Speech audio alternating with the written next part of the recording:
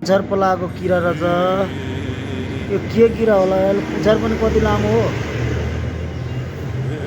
यो के किरा होला साथीहरू भनिदिनु पर्यो है मलाई त यसको नामै थाहा भएन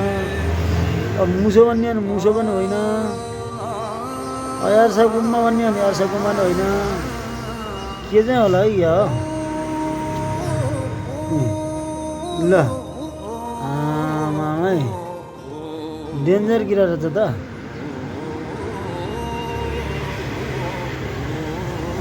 यो किराको नाम भनिदिनु पर्यो है ल साथीहरू कमेन्टमा